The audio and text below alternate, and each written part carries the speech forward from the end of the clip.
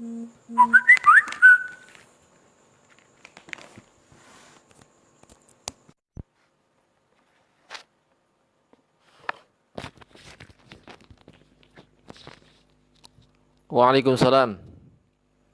Ada satu orang yang menemani, alhamdulillah.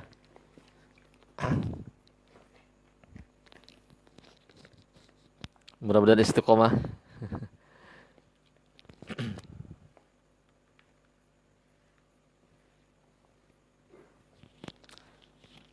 Bismillahirrahmanirrahim. Assalamualaikum warahmatullahi wabarakatuh.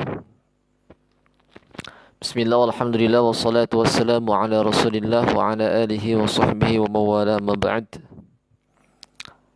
Pertama mari kita panjatkan puji serta syukur kita kepada Allah Subhanahu wa taala yang mana telah memberikan kepada kita semuanya berbagai macam kenikmatan. Di antaranya ialah kenikmatan iman dan Islam. Salawat dan salam semoga selalu tercurah kepada baginda Rasulullah sallallahu alaihi wasallam, kepada keluarganya, kepada sahabatnya, serta kepada umatnya senantiasa menjalankan syariatnya sampai hari kiamat kelak. Alhamdulillah, pada kesempatan malam hari ini, yaitu pada pertemuan yang kedua, Allah telah memberikan kepada kita semuanya kesehatan, sehingga kita bisa bermuwajahah, bertatap muka lewat dunia maya. Ini merupakan satu karunia yang sangat besar di antaranya, yang mesti kita syukuri. Nikmat sehat ini merupakan nikmat yang besar di antaranya ya. Karena banyak di antara teman-teman kita kaum muslimin tidak bisa untuk mendengarkan, untuk menghadiri, bahkan berjalan untuk mendatangi majelis-majelis ilmu. Kata Rasulullah bahwasanya seseorang yang duduk hadir, kemudian dia membicarakan qala Allah, qala Rasul, artinya menimba ilmu agama, maka malaikat itu mendoakan. Mereka itu berada di atas daripada para pencari ilmu, kemudian mendoakan dan ridho kepada mereka. Ini karunia yang Allah berikan kepada orang-orang yang senantiasa mengembangkan dirinya dalam hal kebaikan, mengembangkan dalam hal keilmuan, di antaranya ilmu agama. Di antara kaum muslimin, mereka banting tulang, kemudian peras keringat ya, hanya untuk mencari sesuap nasi. Mereka tinggalkan keluarga, kemudian kampung halaman untuk mencari nafkah. Bukan berarti tidak boleh, sangat boleh. Tapi kenapa untuk mencari ilmu agama mereka tidak seperti mereka cari ketika mereka mencari nafkah? Harusnya sama, bahkan lebih dari itu. Jadi mudah-mudahan pertemuan kali ini mendapatkan keridhaan dari Allah Subhanahu wa taala. Allah menurunkan hidayah, taufik dan hidayahnya kepada kita semua. Amin ya Allah ya rabbal alamin. Alhamdulillah ya, ada lumayan ya 3-4 orang atau 2 orang yang ikut hadir, alhamdulillah ya. Baik rekan-rekan yang dirahmati oleh Allah Subhanahu wa taala, sekali lagi bahwa pertemuan kali ini yaitu pertemuan kedua dalam yang saya buka.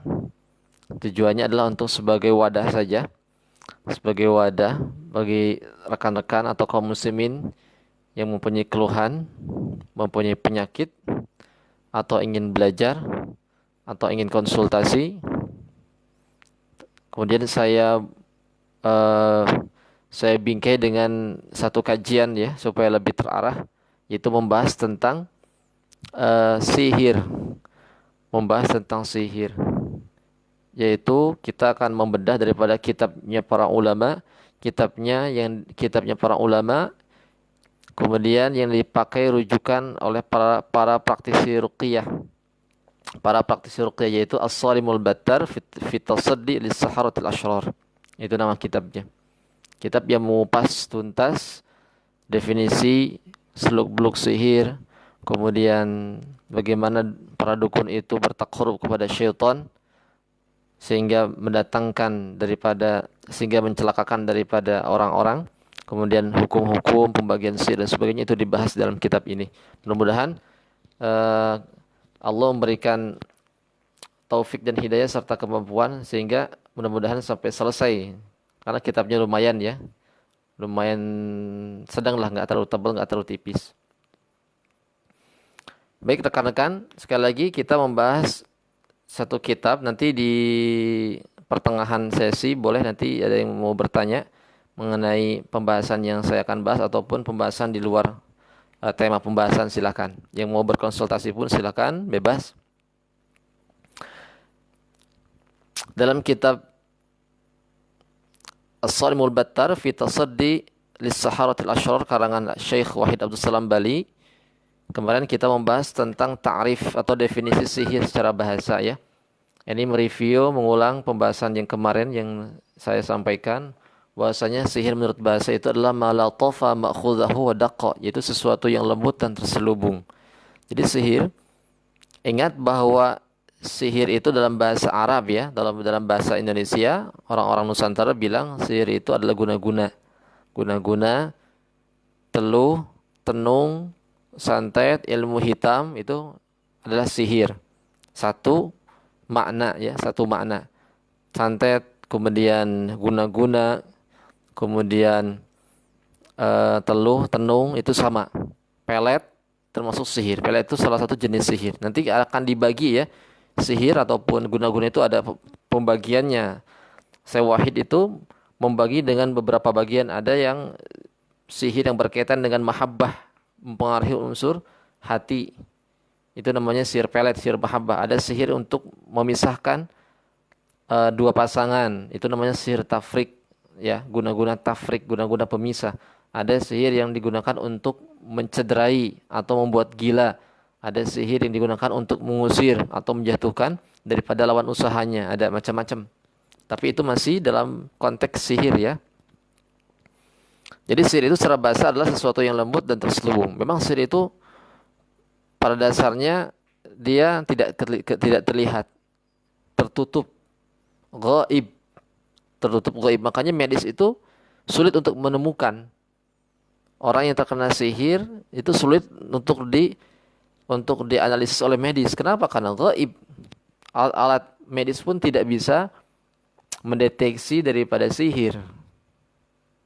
Makanya satu-satunya metode, satu-satunya torikoh metode yang paling jitu untuk menuntaskan, untuk menghancurkan sihir adalah dengan cara ruqyah.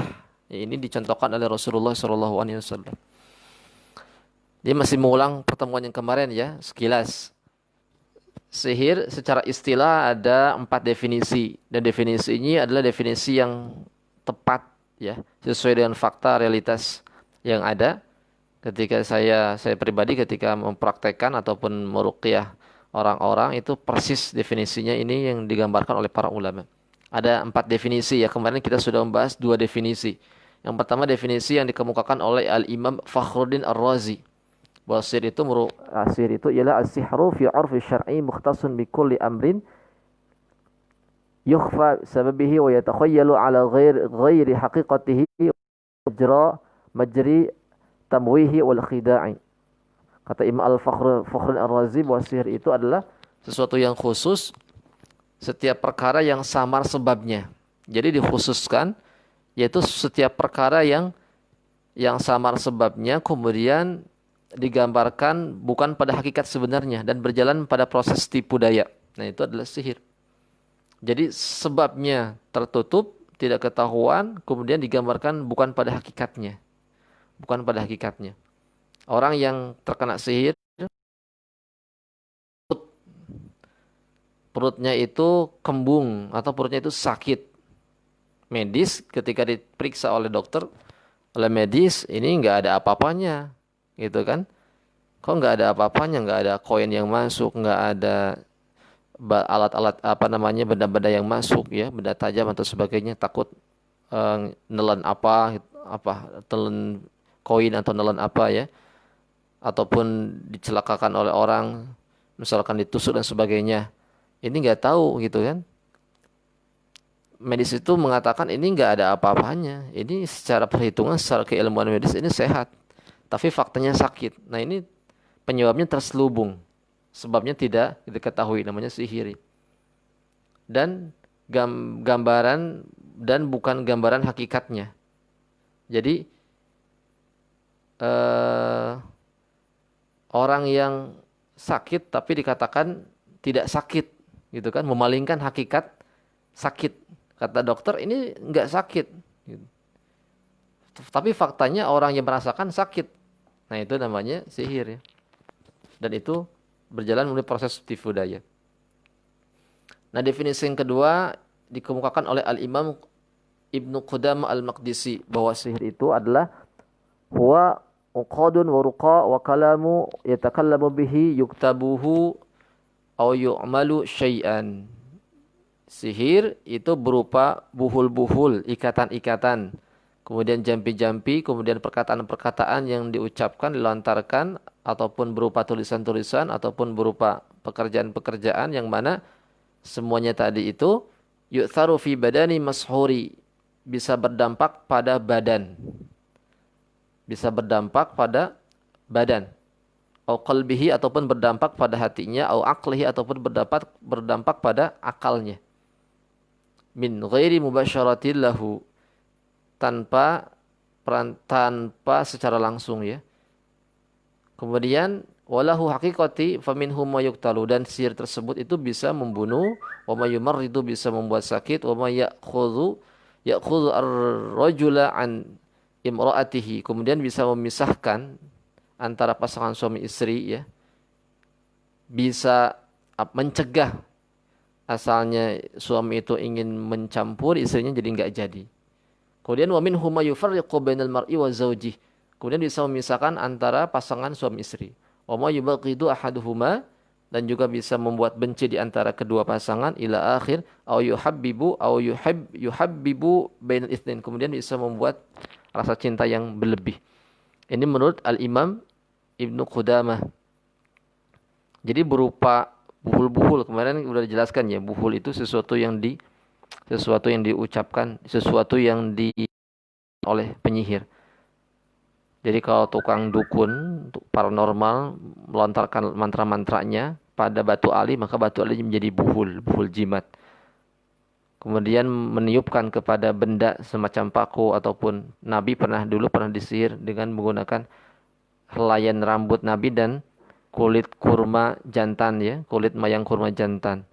Nah itu dihembuskan oleh tukang sihir, maka si helaian rambut Nabi itu menjadi buhul. Bagaimana cara menghancurkannya? Dihancurkan. Bagaimana cara menghancurkan sihirnya? Dihancurkan buhulnya. Ya itu. Jadi buhul, jampi-jampi, ataupun berupa, kata Imam Qudamah itu, ataupun berupa tulisan. Tulisan pun bisa menjadi sihir.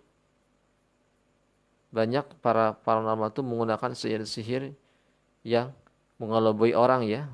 Tulisannya berbentuk bahasa Arab. Jadi orang mengira itu ini merupakan Al-Quran ataupun kalam ulama, padahal sihir ya.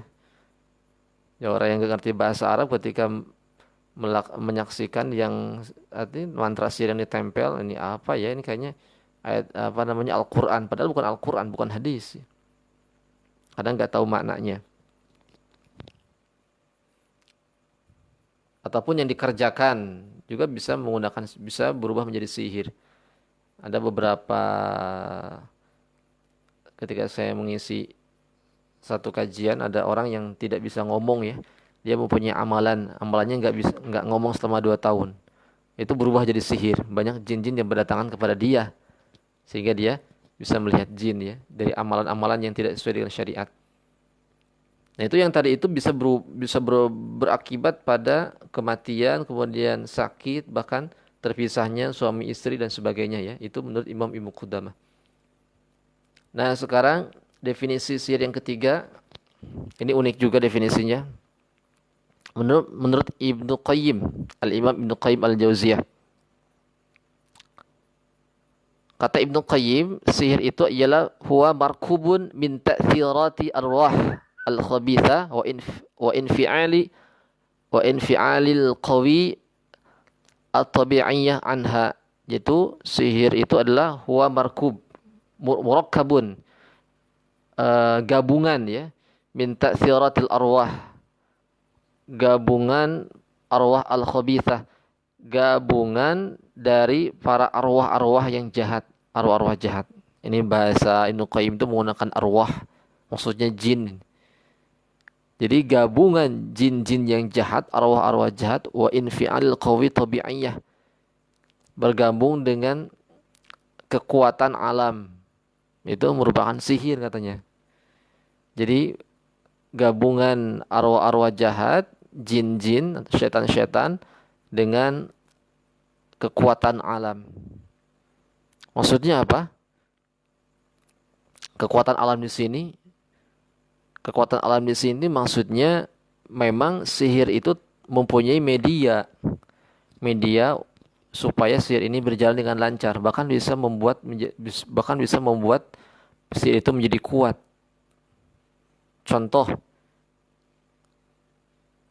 ketika seorang dukun paranormal ingin menyihir, ingin mengguna-gunai orang yang punya usaha yang maju, dia menggunakan media alam tanah ya. Biasanya tanah kuburan ya. Itu menggunakan media itu untuk membuat orang itu pergi. Kemudian contoh yang lain, seorang paranormal ketika dia ingin sakti, maka dia harus mempunyai benda yang digunakan supaya benda ini, jadi ketika dia mengucapkan mantra mesti punya media alam, itu berupa batu. Contoh batu cincin. Ya, ini benar ya. Definisinya sangat tepat ya. Jadi gabungan ta'thiratil arwah al-khabitha wa infi'al qawi tabi'iyah. Jadi gabungan arwah jahat, jin-jin, setan-setan dengan alam. Jadi memang alam ini terkadang membuat sihir itu menjadi kuat. Biasanya para penyihir, dukun, tukang santet dan sebagainya, mereka menggunakan media-media yang dipakai oleh si korban ya. Baju korban yang bekas keringatnya masih ada, dicuri kemudian dijadikan buhul sihir ataupun dijadikan media sihir. Atau nabi itu disihir dengan rontokan rambut nabi ya. Itu dicuri atau diambil dari anak kecil. Jadi sisirnya itu dibawa ke tukang dukun yang menyihirnya itu Labid bin Al-A'sam ya, penyihir orang Yahudi ya. Dan disepakati penyihirnya itu, penyihir yang menyihir Nabi itu penyihir yang termasuk penyihir yang hebat, yang kuat ya. Itu menggunakan rontokan sisir Nabi, rontokan rambut Nabi dan sisirnya. Itu medianya menggunakan media, itu kan media alam ya. Ditambah dengan kulit kurma jantan, kulit kurma jantan ya. Nah itu yang dijadikan media, sihir oleh para penyihir. Saya sengaja iseng melihat channel-channel daripada dukun-dukun paranormal itu macam-macam ya. Ada yang menggunakan binatang ya, seperti bebek. Ada yang menggunakan media telur. Ada yang menggunakan media tanah ya, udah jelas. Ada yang menggunakan media semacam paku, silet. Ada yang menggunakan media semacam kertas dan sebagainya. Nah, itu kan media-media alam. Jadi kata Ibnu Qayyim, sihir itu ya gabungan antara jin dengan kekuatan alam. Dan dari hadis Nabi yang berkaitan Nabi itu pernah disihir, itu dijelaskan. Di situ ada ibrah khususnya kepada para peruqyah. Bahwasanya ketika ingin menghancurkan sihir, maka hancurkanlah buhulnya. Nabi kan ketika disihir, ketika diguna-guna, Nabi itu berdoa. Kemudian diturunkanlah dua malaikat dan memberitahukan letak sihir dan buhul sihirnya. Kata dua malaikat itu, tuh sihirnya ada di sumur Darwan. Disihir dengan menggunakan helaian rambut Nabi, kemudian dengan kulit mayang kurma jantan ya. Itu. Jadi ketika Nabi dikasih tahu oleh dua malaikat tadi, yang mana malaikat tersebut utusan Allah, kemudian Nabi mendatangi uh, letak benda sihir, media sihir tadi, kemudian Nabi menghancurkannya dan dikubur kembali. Maka selesailah sudah Nabi terkena sihir ya. Kok Nabi terkena sihir? Ada yang bertanya mungkin. Kok Nabi terkena sihir? Nabi juga manusia, Nabi bukan malaikat. Yang sempurna itu adalah yang dibawanya, yaitu kalam Rasulullah ya. Kalamullah dan kalam Rasulullah. Sementara tubuh Nabi itu tubuh manusia. Makanya Nabi itu ya beliau sakit juga karena beliau manusia bukan malaikat. Ini ibrohnya. Ibroh terutama untuk para peruqyah ya. Nabi sampai 40 hari belum berdoa baru Allah kabulkan atau Allah sembuhkan. Sabar ya. Jadi di sini ada ibroh bahwasanya ketika ingin menghancurkan sihir maka hancurkanlah buhulnya. Rata-rata pengalaman saya ketika meruqyah itu memang buhul sihir itu ada. Terkadang ada dalam tubuhnya, terkadang diletakkan di rumah, terkadang di luar rumah. Memang yang sulit itu ketika diletakkan di luar rumah. Ketika di rumah bisa kita sisir, kita hancurkan. Ketika dalam tubuh bisa kita keluarkan dengan air ruqyah ataupun herbal yang telah kita ruqyah. Sangat gampang ya kalau sihir itu dalam tubuh atau dalam rumah. Yang agak sulit itu ketika benda sihirnya itu disembunyikan di luar rumah ataupun di tempat dukunnya, itu agak sulit memang. Harus sabar kitanya. Jadi kalau ada yang mengatakan, kalau kena santet karena itu mah zikir aja zikir gitu ya. Zikir ini nggak nyunah sebenarnya. Nabiullah Muhammad itu adalah orang yang terbaik. Beliau terkena sihir bukan hanya dengan berzikir saja, tapi dengan cara beliau mengeluarkan benda sihirnya. Nabi saja yang pangkat Nabi itu beliau mencari buhul sihirnya, meminta bantuan kepada Allah. Sampai ada orang yang, kalau saya ketika memberikan solusi kepada orang, ada orang yang nyeleneh gitu ya. Kena gangguan sihir mah, zikir aja yang benar gitu kan, ibadah yang benar. Nggak cukup sebenarnya. Nggak cukup, itu nggak tepat solusinya. Solusinya kurang tepat. Jadi yang tepat itu ya dikeluarkan buhul sihirnya. Kalau kita nggak bisa, maka kita bisa minta bantuan kepada para peruqyah ya yang berpengalaman. Nah itu definisi sihir menurut Al-Imam Ibnu Qayyim Al-Jauziyah. Silakan ada yang mau bertanya sampai sini, teman-teman. Pak Jenderal Persib, Assalamualaikum Pak Ustaz. Waalaikumsalam. Malam ini masih definisi tentang sihir. Masih pengertian sihir, cuman karena ini pembahasannya itu banyak, jadi kita kembangkan dari definisi ini, kita kembangkan kemana-mana. Silakan ada yang mau bertanya, ada yang mau konsultasi, silakan.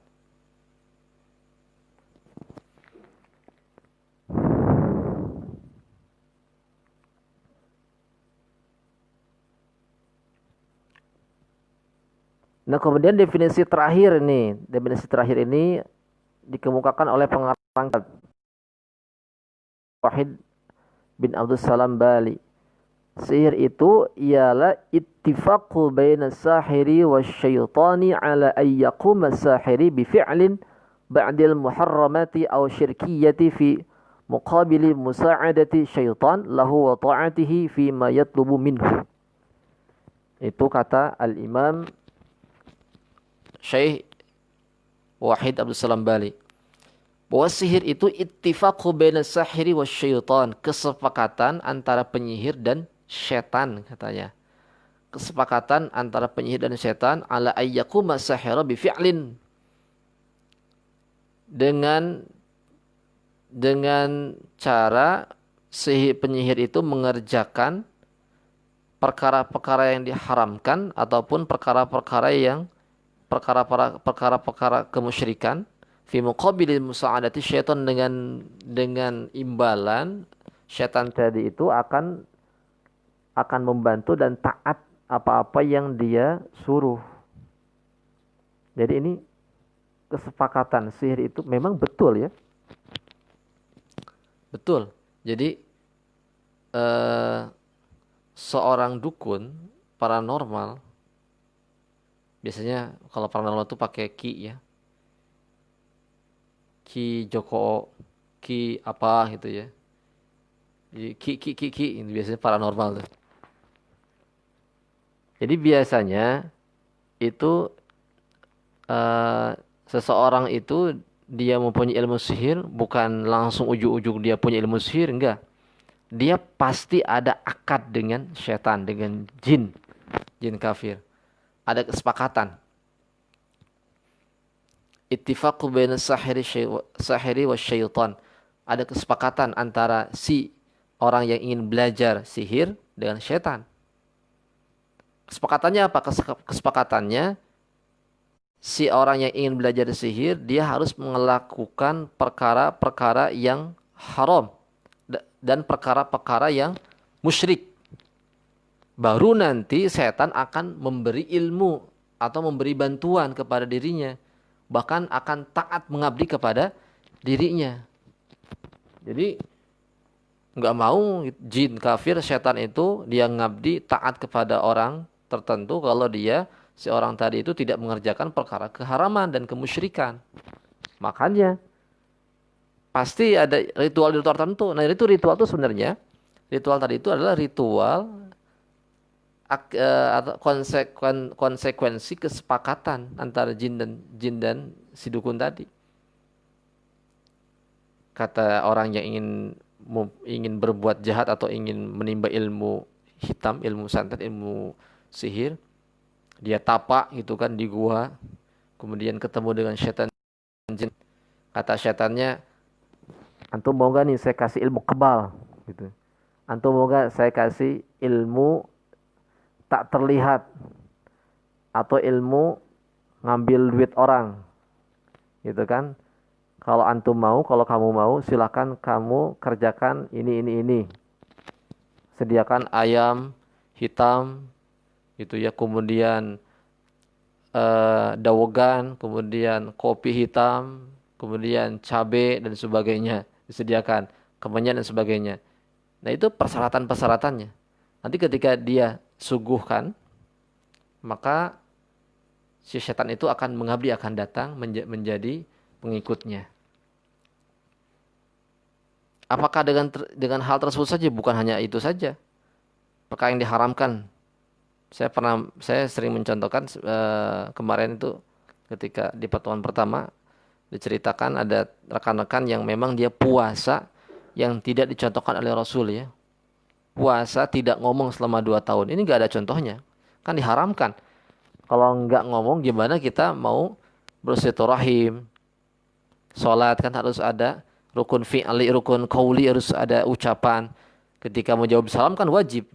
Orang salam kita nggak salam karena puasa ngomong katanya. Nah, ini perkara yang diharamkan. Terus saya pernah mempunyai teman saya itu dukun paranormal si neneknya itu. Neneknya itu dia nggak mandi sampai setahun lebih ya. Ritualnya itu nggak mandi setahun lebih. Ini jebakan setan ya. Berarti kalau nggak mandi, berarti kalau dia junub susah. Berarti nggak mandi itu. Kalau dia junub nggak mandi. Ketika ada najis, dia nggak mandi. Nah, itu perkara-perkara yang diharamkan tadi itu diminta oleh setan, baru kemudian si setan tadi akan memberikan ilmu sihirnya. Bahkan akan mengirimkan bala tentaranya untuk mengabdi kepada dirinya. Nah, ketika sudah banyak pengikutnya, maka dia bisa disuruh-suruh ya. Disuruh untuk membuat orang celaka, disuruh untuk mentakut-takuti orang dan sebagainya.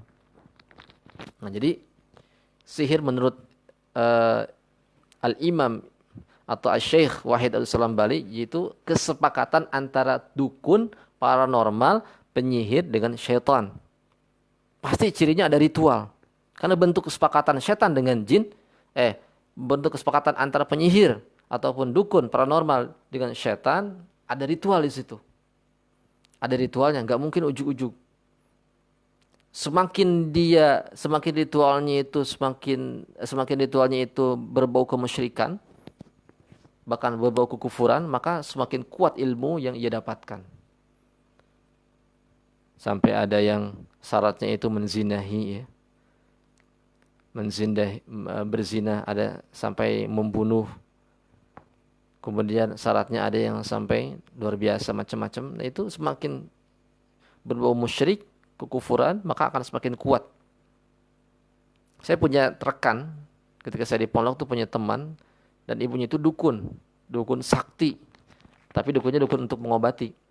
Satu kecamatan itu terkenal. Disampaikan kepada saya, ini Kang, itu kan. Saya orang Sunda ya, Kang. Ibu saya ini dukun. Kalau berobat itu suka ke beliau. Itu sembuh terus kalau berobat itu. Gimana cara ngobatinya? Cara ngobatinya kayak gitu. Dia sholat 2 rakaat, kemudian disimpan di sampingnya itu buhul sihir ya. Jadi dibungkus oleh kain putih, di tepi dia sholat. Gitu. Kemudian dia dapat ilmu dari mana? Dari mimpi katanya. Dari mimpi ketemu jin, kemudian melaksanakan hal-hal yang musyrik. Terus dia itu suka ngirim sesajen. Semakin sering mengirimkan sesajen, itu pasukannya semakin banyak katanya. Jinnya itu yang mengabdi itu banyak. Banyak jin-jin yang berdatangan. Sampai ada jin yang silat, ada jin yang macam-macam. Sampai jinnya itu berbagai aneka ragam suku. Ya, katanya ada yang jin dia ngobrol pakai bahasa Jawa ya, dan yang lainnya. Padahal dia nggak bisa bahasa Jawa.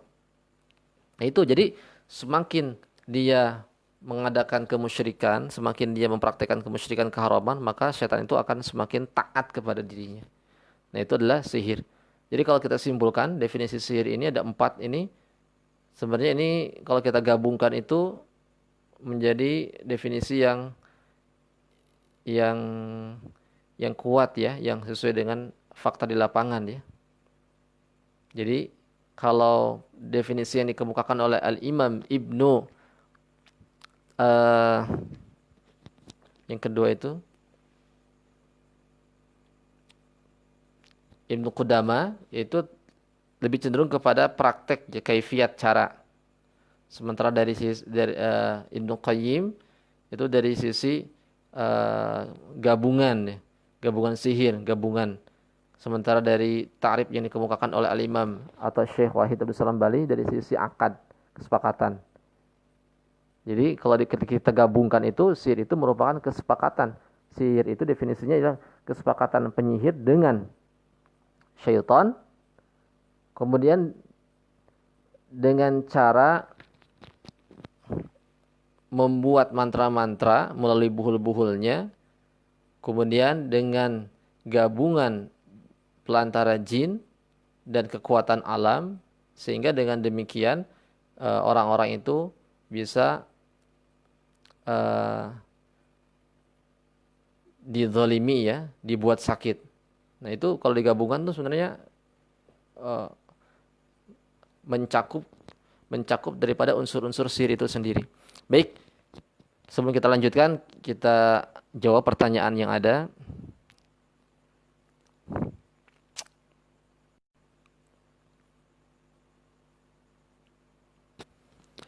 Jenderal Persib, Pak Jenderal, bab jin nasab dong Ustadz. Kemarin udah nanya-nanya ortu, katanya nggak tahu barang-barang peninggalan kakek di mana. Dia simpen yang lain. Soalnya kakek saya udah meninggal. Nah ini, dia udah tanya-nanya ya, katanya nggak ada ya, nggak ada. Jadi jin nasab itu pengalaman saya ketika meruqyah, dia akan selalu menguntit ataupun mengikuti kita kalau masih ada jimat-jimat yang yang ada ya. Jimat-jimat yang ada. Kalau misalkan jimat yang nggak ada, biasanya terikat dengan perjanjian. Terikat dengan perjanjian dia masa lalu ya dengan kakeknya atau dengan buyut-buyutnya itu. Diputuskan aja Pak. Pak Jenderal diputuskan perjanjiannya sebelum diruqyah ya. Putuskan. Diputuskan. Gimana cara memutuskannya? Kita akad aja, akad baru. Saya yang bernama Bapak Jenderal Persib gitu kan. eh Mewakili keluarga saya memutuskan perjanjian kami, keluarga kami dengan jin yang ada dalam tubuh saya atau jin-jin yang suka mengikuti saya dengan yang jin-jin yang suka mengikuti saya dengan atas nama dengan kekuatan Allah gitu kan saya putuskan. Gitu aja. Nanti kalau dia dengar, dia akan keluar, dia akan memahami, akan keluar sendiri. Itu. Dan dibacakan Al-Qur'an setelah itu. Dibacakan Al-Qur'an setelah itu. Minimalnya ketika jinnya itu ada dalam tubuhnya dia akan keluar. Akan keluar. Gitu ya, Pak Jenderal. Kemudian Pak Ustadz kalau semacam ini dari Ibu Risa. Pak Ustadz kalau semacam susuk atau pembuluh rindu itu gimana menghancurkannya supaya terlepas dari pengaruhnya?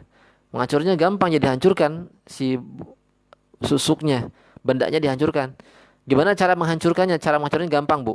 Cara menghancurkannya, Ibu eh, ambil bensin, kemudian bensinnya bacakan ayat kursi 3 kali. Siram ke si susuknya, bakar. Ya, susuknya dibakar. Setelah itu digeprek pakai palu. Dihancurkan sampai bubuk ya. Setelah itu dikubur. Gitu ya. Itu cara menghancurnya begitu ya. Susuk apa aja ya?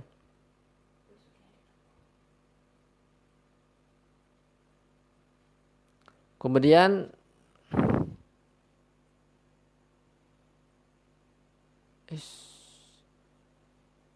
maaf Afwan. Pencet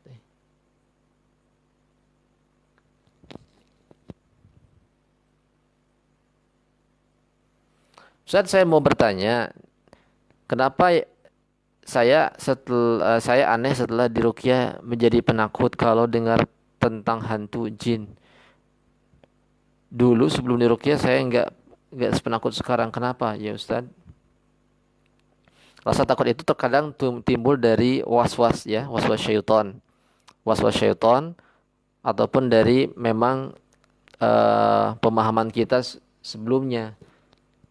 Jadi kita sering nonton film horor kemudian mempunyai pandangan ataupun orang banyak membicarakan tentang horor ya bahwa horor itu ya begini sehingga kita takut sehingga terbesit ataupun terpikir di otak kita jadi kalau ketemu hantu itu harus takut dan sebagainya jadi membentuk pemahaman nah itu harus dihilangkan pemahaman tadi itu Bapak yakinkan bahwasanya jadi jin atau setan itu sebenarnya mereka itu lemah sebenarnya lemah mereka yang gede itu adalah tipu dayanya. Tapi bukan berarti kita ini harus bersikap kuat, enggak. Tetap kita harus tawakal kepada Allah ya. Jadi hilangkan perasaan tersebut dengan cara apa? Dengan cara ubah paradigma berpikirnya, cara pandang pikirnya. Jadi setan itu adalah lemah. Di hadapan Allah itu lemah ya. Bahkan kata para ulama kalau jin kafir, jin itu kalau ketemu manusia sebenarnya mereka tuh takut. Takut sama seperti kita ini ketemu setan. Sebenarnya jin itu takut ketemu manusia. Kalau kita berjalan pada sebuah tempat yang kosong, yang gelap, jin itu berkerumun, mereka pada lari.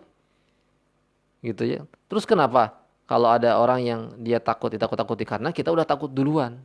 Jadi ketika kita masuk ke ruangan, ke tempat yang kosong, jin itu takut, kemudian sambil memperhatikan, kok manusia takut ya? Oh berarti manusia itu takut kepada kita. Akhirnya ketika jin itu melihat manusia itu takut, akhirnya dia ditakut-takuti oleh jin. Padahal jin itu enggak enggak ini.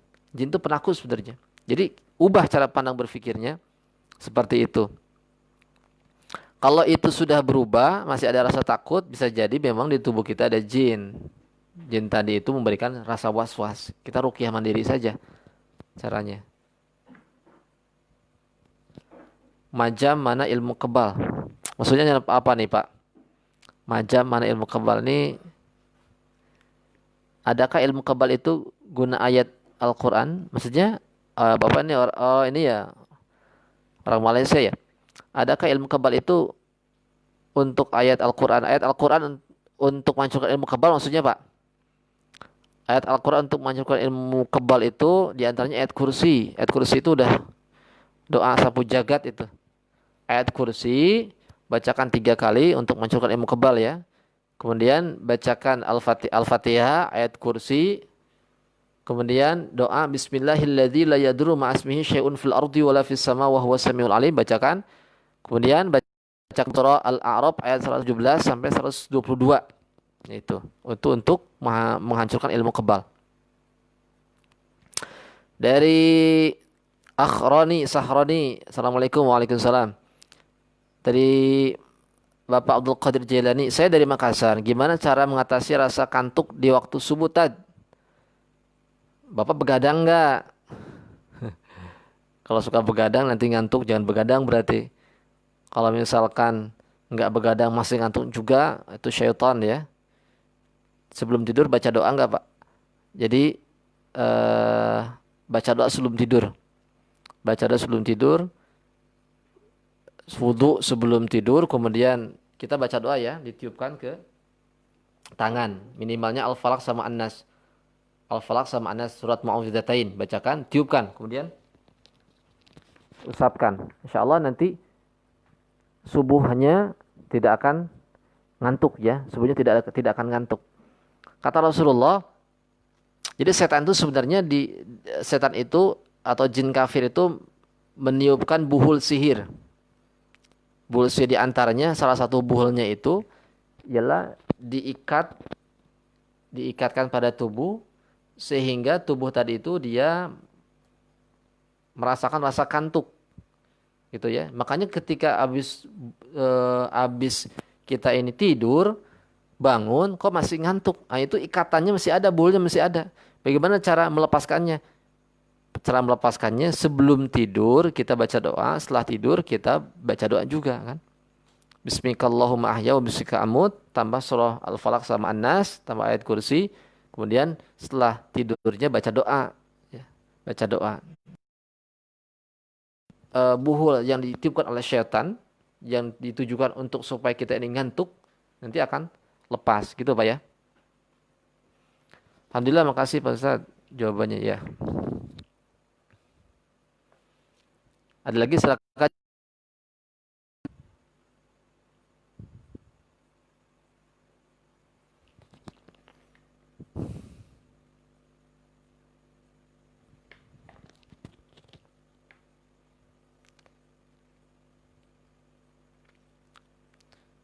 Nah, itu definisi sihir ya, pengertian sihir. Kemudian kita lanjutkan pembahasannya. Sekarang kita akan membahas tentang wasilah si penyihir, wasilah si paranormal dalam rangka mendekatkan diri kepada syaitan. Ini bab tentang ba'dun wasailis sihrati fi taqarrubi ila syaitan. Bab tentang wasilah-wasilah penyihir dalam mendekatkan diri kepada syaitan. Biasanya si penyihir, paranormal, tukang santet, tukang guna-guna, ya, tukang ilmu hitam, mereka ketika ingin menguatkan keilmuannya, ingin menguatkan daripada ilmu sihirnya, ingin lebih kuat ilmu kekebalan tubuhnya, ingin lebih kuat ilmu santetnya, ingin lebih banyak pengikut jin ataupun setannya, mereka pasti mengadakan ritual-ritual. Mereka pasti mengadakan ritual-ritual. Pasti itu. Nggak akan ada tukang sihir yang kuat kalau dia tidak menggunakan ritual-ritual. Pasti ada ritual-ritualnya. Di antaranya para ulama membahas, dan ini berdasarkan fakta di lapangan ya. Jadi pengarang kitab ini praktisi ya, Bapak Ibu sekalian. Jadi pengarang kitab ini praktisi. Syekh Wahid ini praktisi. Peruqyah yang sangat hebat di Timur Tengah. Dan beliau meruqyah sampai ke berbagai macam negara ya.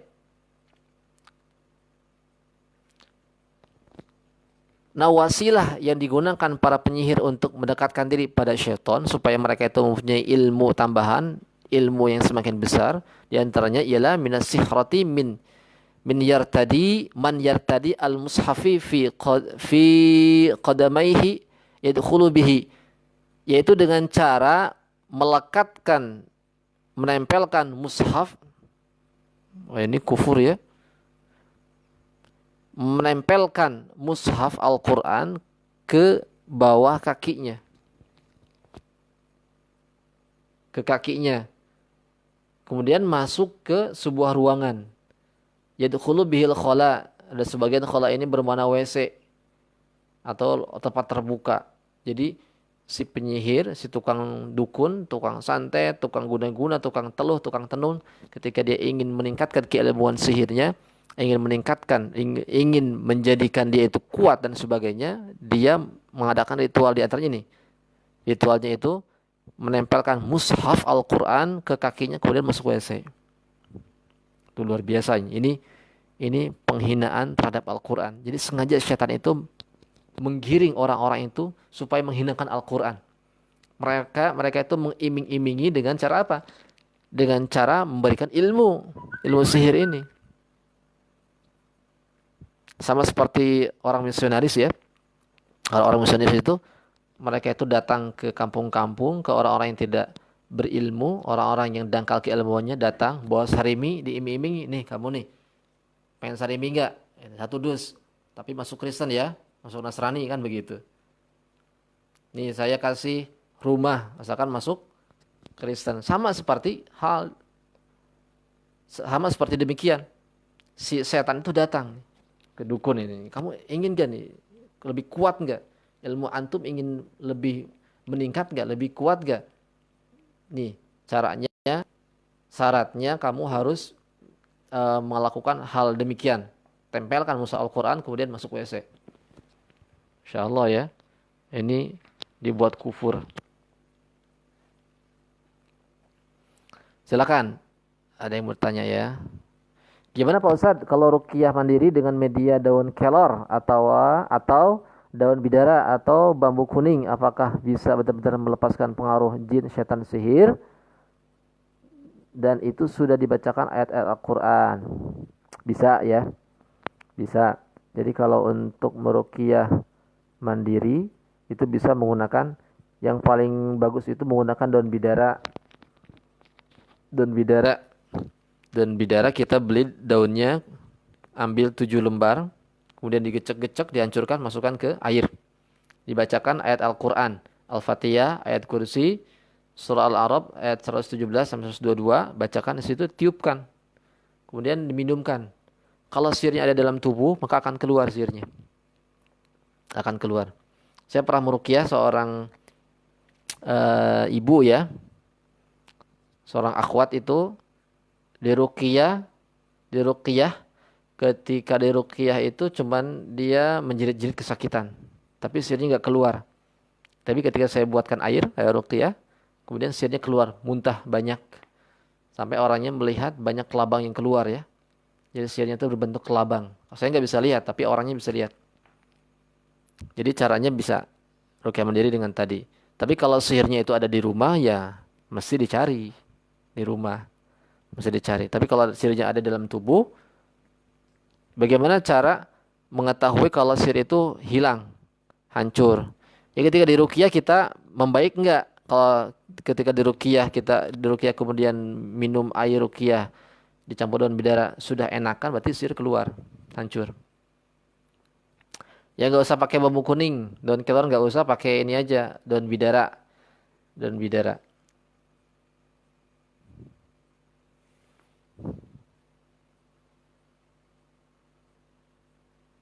Saya mau faham ilmu kebal. Maksudnya faham apa? Ingin mempelajari atau ingin seluk-beluknya?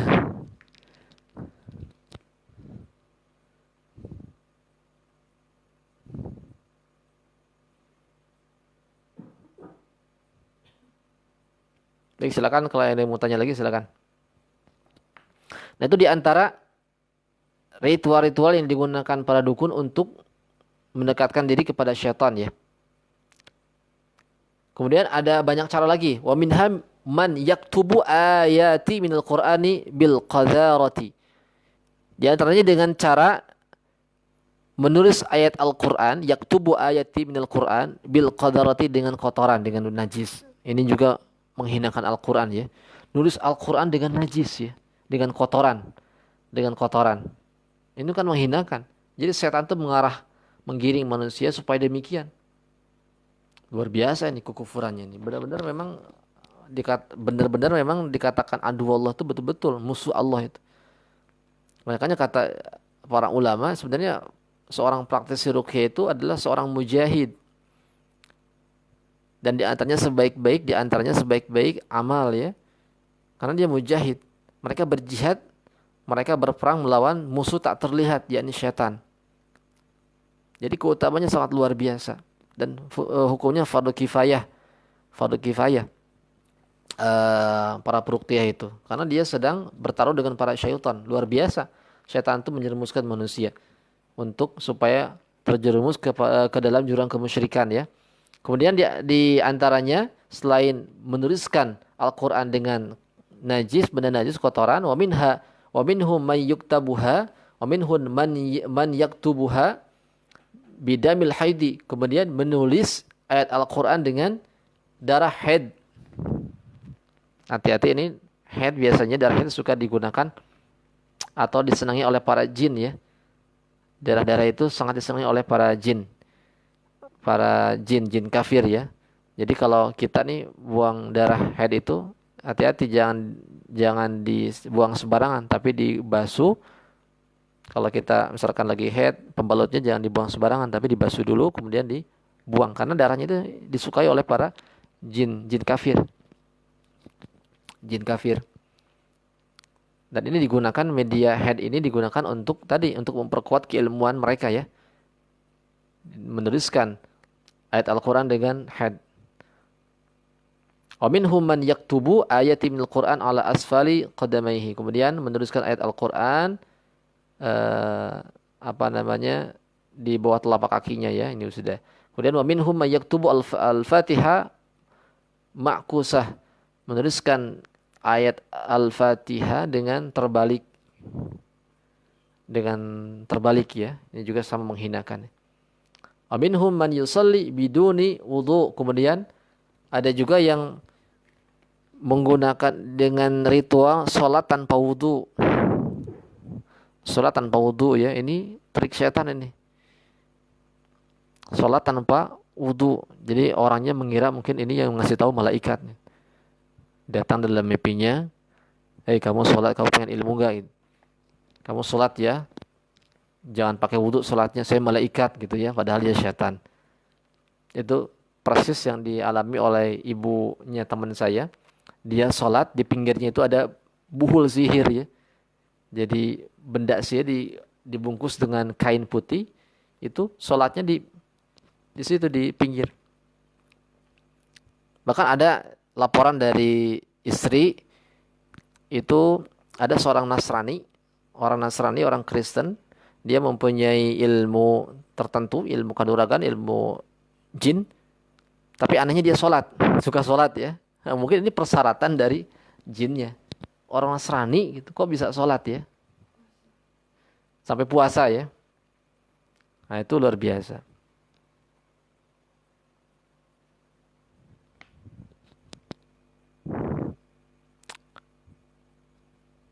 Maksudnya ilmu kebal gimana Pak?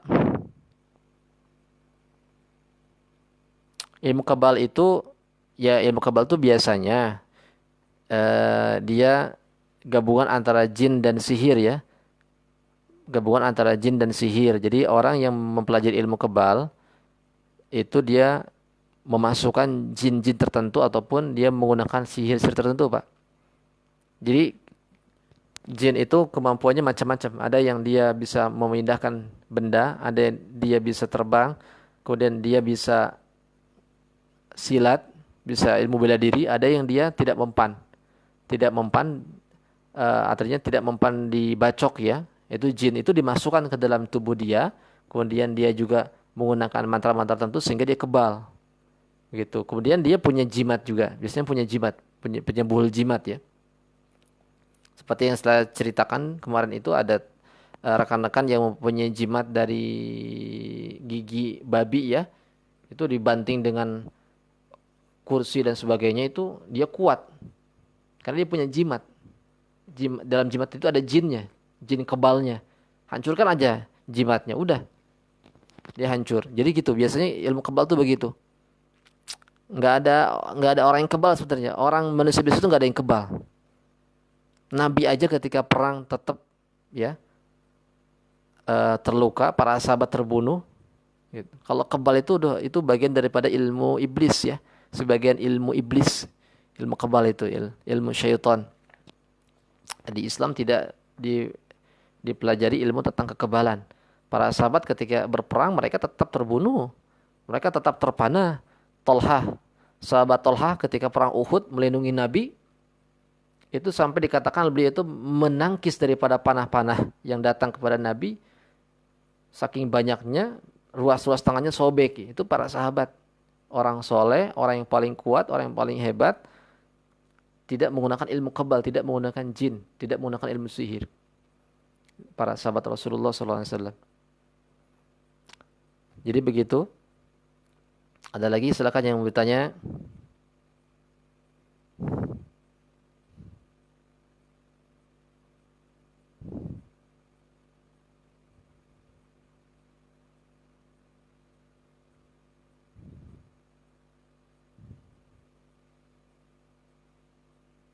Ya, sekali lagi ilmu kebal itu adalah sebagian ilmu yang atau kekuatan yang dimiliki oleh iblis ya.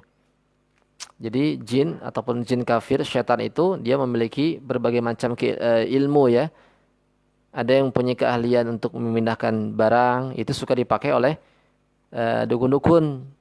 Biasanya dukun-dukun itu dia memelihara jin-jin yang mempunyai kemampuan untuk memindahkan barang. Ya, memindahkan barang, paku dipindahkan ke tubuh pasien atau memindahkan dan sebagainya itu dimiliki oleh jin-jin atau dukun-dukun yang yang kemampuannya untuk menyakiti orang. Tapi kalau ilmu kabal biasanya digunakan ilmu kabal itu jin-jin ini dipakai oleh orang-orang yang dia sangat menyukai ilmu kanuragan, ilmu bela diri ya. Dimasukkan orang yang jago silat, dimasukkan jin yang suka silat. Kemudian jin yang bisa kebal sehingga dia kebal gitu ya. Itu memang ada. Itu adalah gabungan jin dan sihir. Ilmu kebal itu gabungan jin dan sihir.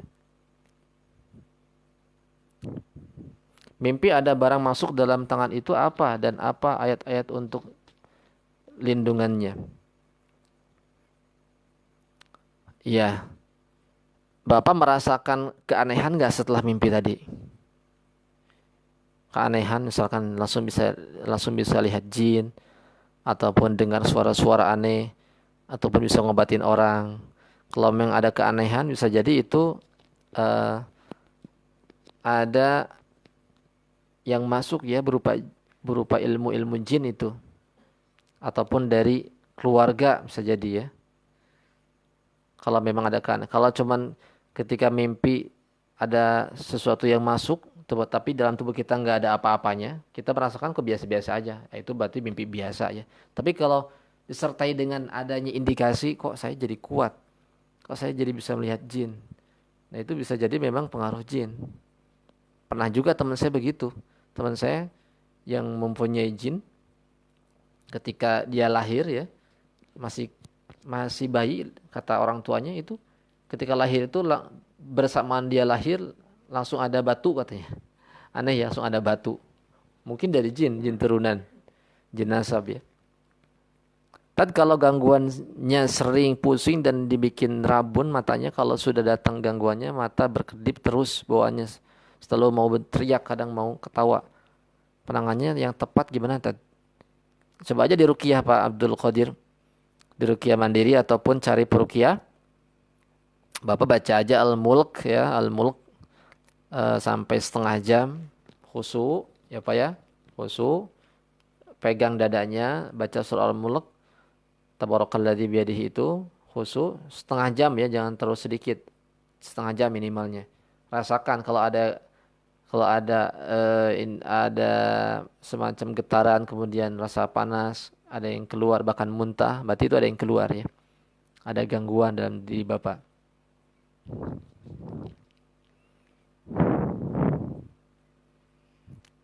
Ya, ada apa maksudnya, Pak?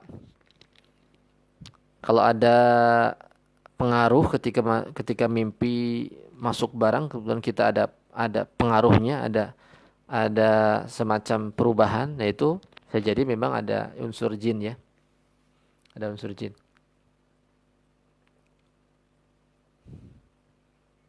Nah, saya lanjutkan lagi.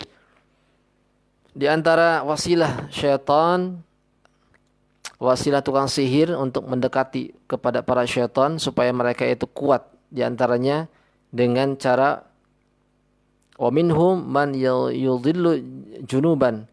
Mereka itu senantiasa langgeng junub. Jadi dalam keadaan junub terus ya. Junub ya. Jadi junub terus. Nah, itu juga termasuk adalah upaya syaitan menjerumuskan manusia. Wa minhum man dzabbaha yudzabbihu wa minhum man yadhbahu ya. Yadhbahu lisyaitani fala yudhkaru ismuhullah. Ismullah. Di antaranya wasilah yang lain itu dengan cara menyembelih hewan sembelihan kemudian diperuntukkan untuk syaitan. Dengan cara apa? Fala yudhkaru, dengan cara tidak dibacakan ismullah, nama Allah. Itu pun adalah wasilah setan mendekatkan diri kepada syaitan ya. Jadi menyembelih binatang tanpa disebutkan nama Allah, tapi dia menyebutkan nama yang lain. Nah, itu adalah perbuatan musyrik.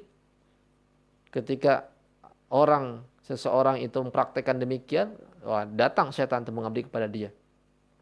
Itu jelas musyrik ya. Itu cara mendatangkan, cara bertakarub kepada syaitan itu demikian.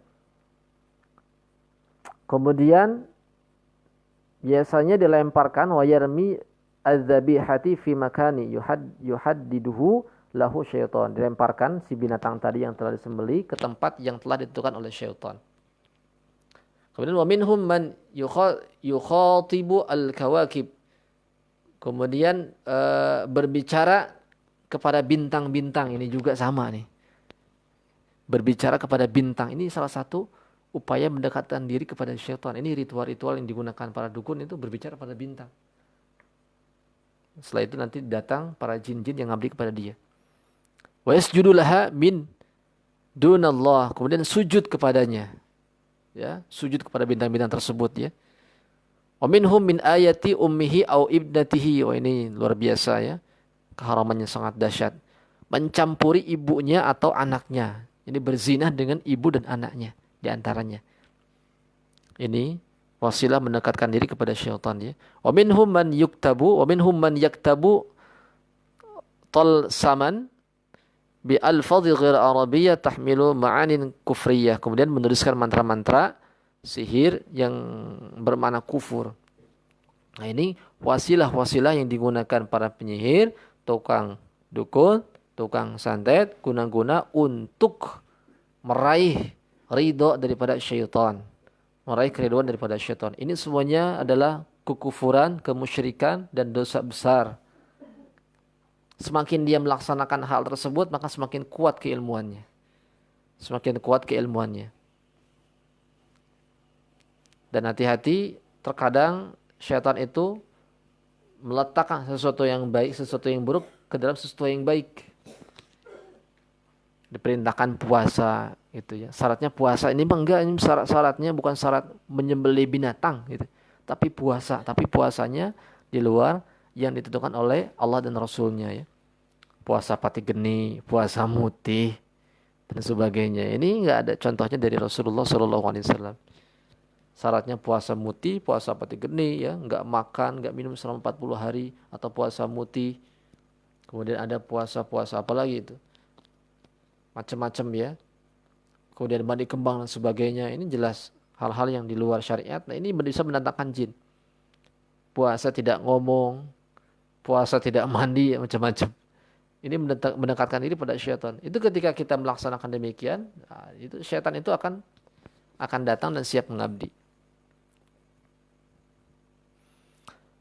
Ya, rasa ada apa bergerak dalam tangan.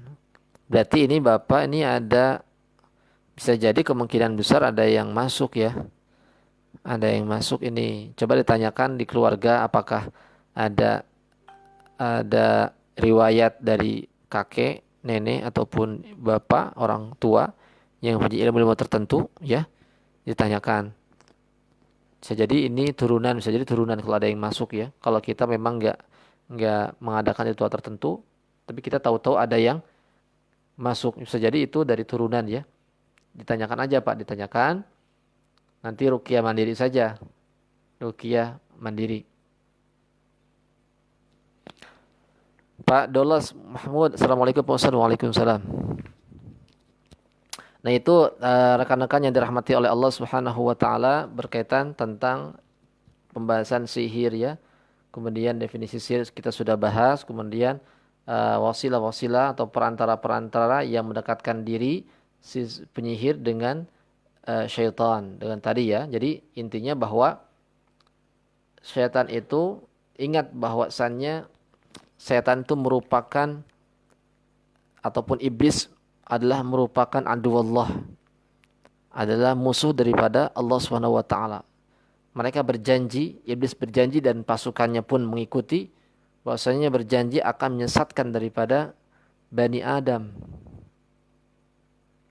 Akan senantiasa menyesatkan Bani Adam. Dan dia itu dengan penuh keyakinan gitu kepada Allah untuk menyesatkan, benar-benar menyesatkan. Padahal iblis itu merupakan makhluk yang beriman pada Allah. Gak iman gimana orang ketemu Allah ya, bisa lihat Allah, tapi rasa sombongnya tinggi. Dan sudah berjanji kepada Allah akan menyesatkan umat manusia. Dan mereka itu, iblis itu mempunyai banyak sekali pasukan ya. Mereka dia rekrut dari kalangan jin-jin yang kufur, jin-jin yang musyrik menjadi bala tentaranya. Ini kalau kita lihat dalam kitab Wiqayatul Insan, ceritanya, kisahnya Nabi Ayub alaihissalam. Nabi Ayub alaihissalam yang diserbu dengan berbagai macam rintangan yang dikerahkan oleh iblis ya. Sampai-sampai syaitan tadi itu ada yang berubah menjadi api, berubah menjadi perampok ya. Ceritanya kan Nabi Ayub itu diuji oleh Allah Subhanahu wa taala dengan iblis ya, dengan serangan iblis yang sehingga menghancurkan daripada harta kekayaannya, anaknya sampai sakit selama 7 tahun ya. Iblis mengerahkan syaitan berubah menjadi para perampok, merampok lembunya, merampok daripada kambing, unta sampai habis. Kemudian berubah jadi api, menghancurkan, membakar daripada kebun-kebunnya, luar biasa. Ini syaitan. Jadi syaitan itu bisa berubah bentuk ya. Bisa berubah berwujud. Bisa berwujud. Syaitan itu bisa berwujud menjadi manusia. Bisa berwujud menjadi binatang. Tujuannya apa? Tujuannya untuk mengkelabui, untuk menghancurkan, untuk menjerumuskan umat manusia ke dalam jurang kesesatan. Dan kita mesti faham, musuh itu ada dua, musuh yang zahir dan musuh yang tidak terlihat. Musuh yang zahir dan musuh yang tidak terlihat. Nah, ini luar biasa. Musuh yang zahir kita bisa saksikan, tapi kalau musuh yang tidak terlihat kita nggak bisa menyaksikan. Ini musuh dalam selimut. Ini bahayanya luar biasa. Kalau cerita daripada rangkaian pembunuhan ya, rencana pembunuhan Nabiullah Muhammad SAW ketika peristiwa hijrah, itu kan di situ ada iblis. Jadi orang-orang kafir Quraisy ketika itu mengadakan rapat di Darun Nadwa, mengadakan rapat supaya ingin menghakimi Nabi Muhammad. Di antaranya ada orang yang mengusulkan untuk membunuh gitu. Untuk dibunuh Nabi Muhammad. Ternyata ada iblis ya, menyamar jadi manusia aja. Jadi seorang syekh besar.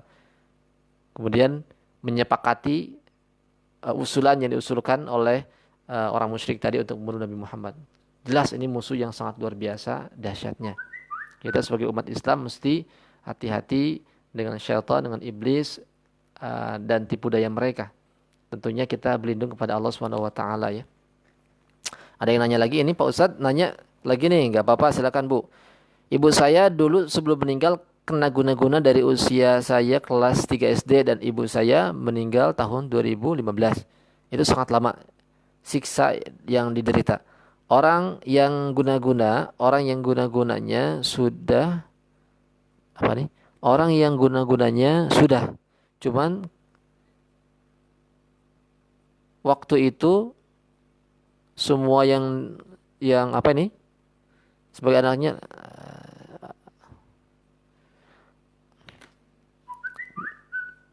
Nah itu kan sudah pada meninggal ibu saya dan si yang guna-gunanya. Oh, ibunya udah meninggal dan orang yang guna-gunanya udah meninggal ya. Apakah pengaruhnya masih ada atau sudah hilang dengan sendirinya? Takutnya ngikutin yang jadi anak-anaknya setelah ibunya meninggal. Anak-anaknya ada pengaruh nggak Bu? Ada gangguan nggak? Nah, kalau nggak ada gangguan berarti nggak ada apa-apanya ya, gitu aja simpelnya. Biasanya kalau orang itu menyihir mengguna-gunai dia dia targetnya satu orang ya bisa juga beberapa orang. Tinggal dilihat aja indikasinya. Kalau kalau dukunnya udah meninggal, orang yang diguna-gunanya udah meninggal, anak-anaknya dia merasakan sakit nggak? Kalau nggak merasakan sakit ya cepat-cepat diruqyah aja. Khawatir ada pengaruh dia, ada pengaruhnya.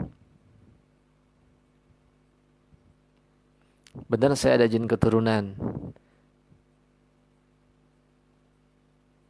Bisa jadi Pak ya, bisa jadi. Ditanyakan aja ke keluarga, ada riwayat nggak gitu. Saya mau nanya Pak Ustadz, kata orang pintar, katanya saya punya pendamping atau khodam. Apa benar itu Pak Ustadz? Kata orang pintar ya. Orang pintar itu siapa Pak? Ulama gitu ya. Orang ahli ilmu, dokter atau apa? Kalau dukun ya jangan percaya pada dukun. Karena suka bohong juga. Gini aja Bapak, kalau kalau kita ingin mendeteksi kita ini ada jin atau enggak ada, punya khodam atau enggak punya khodam, Bapak bisa lihat jin enggak? Bapak bisa merasakan enggak gerak-gerik jin? Bisa merasakan enggak ada hawa panas atau mencium bau bangkai, bau amis? Kalau misalkan mencium bau bangkai, mau amis, tapi enggak tahu sumbernya di mana, ujung-ujung ada aja begitu. Itu ada indikasi gangguan jin. Ada gangguan jin ya. Bisa apalagi bisa lihat jelas itu. Kalau bisa lihat indikasinya diganggu jin. Kalau nggak ada indikasi tadi jangan dipikirkan.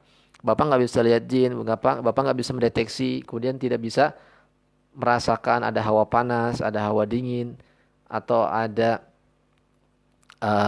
semacam bau-bau ya, tapi nggak ada sumbernya, bau bangkai, bau amis dan sebagainya.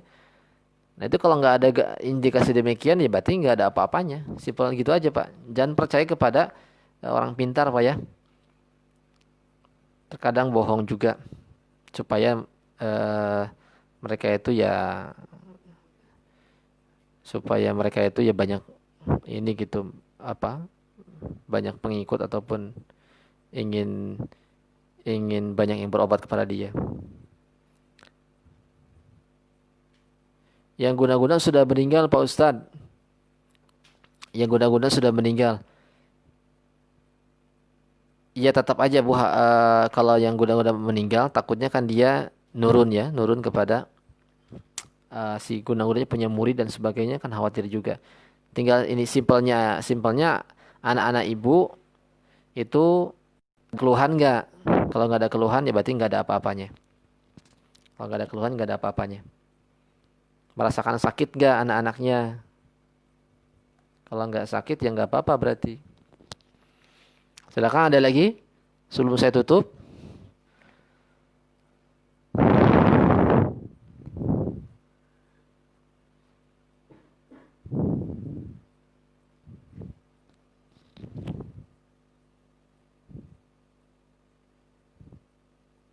Silakan, ada yang bertanya lagi? Yang mau konsultasi, yang mau curhat masalah penyakitnya boleh.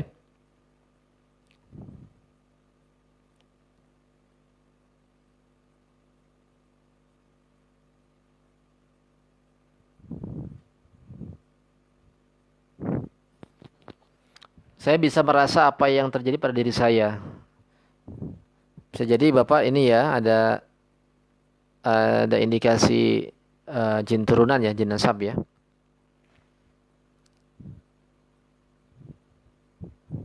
Kalau memang merasakan ya setelah peristiwa mimpi tadi. Menurut Pak Ustadz gimana diri saya ini?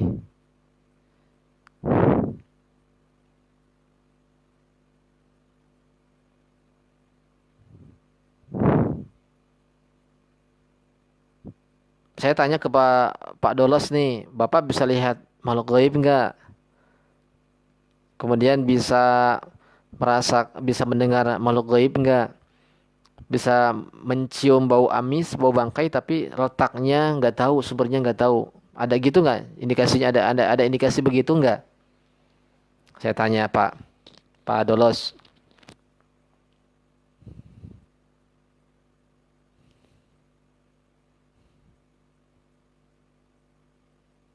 Silakan.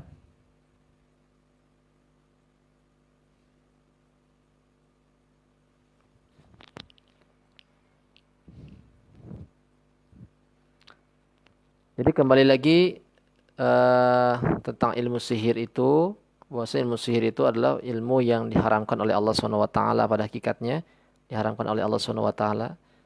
Namun banyak sekali orang-orang yang masih suka ya menggunakan ilmu ini, kemudian mencari sesuap nasi dengan ilmu ini, bahkan menjatuhkan lawan, menghancurkan lawan dengan ilmu ini. Oleh karenanya perlu bagi kita untuk memahami daripada seluk-beluk daripada ilmu ini ya, terutama orang-orang yang mendapatkan cobaan ya, cobaan mendapatkan penyakit yang menggunakan ilmu ini. Dan pentingnya adanya para peruqyah ya. Baik, kalau nggak ada kita tutup ya.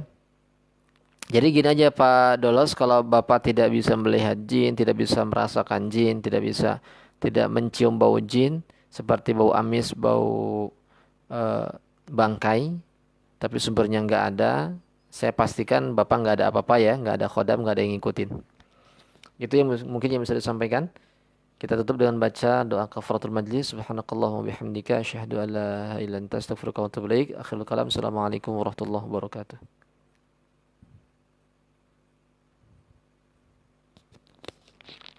Udah ditutup, masih ada yang nanya ya. Gak apa-apa, saya jawab. Kadang kalau saya punya firasat, kadang kalau saya punya firasat, pas Pak Ustadz. Firasat gimana Pak? Firasat dijelaskan ya firasatnya. Firasat juga kadang eh, apa namanya? Feeling ya, feeling atau firasat itu kadang memang ada dalam diri manusia. Tadi saya dulu pernah melakukan zikir bid'ah, kira-kira ngeceknya sama tidak kayak yang dijelaskan barusan. Ngeceknya ya bisa. Bapak letakkan ke tangan Bapak, bacakan ayat Al-Qur'an, surah Al-Mulk, tabarakalladzi. Nanti kalau misalkan ada efek, ada hawa-hawa dingin yang keluar, gemetaran, berarti itu pengaruh-pengaruh kebid'ahannya keluar ya. Keluar. Ada yang keluar gitu. Baik ya, saya tutup ya. Assalamualaikum warahmatullahi wabarakatuh.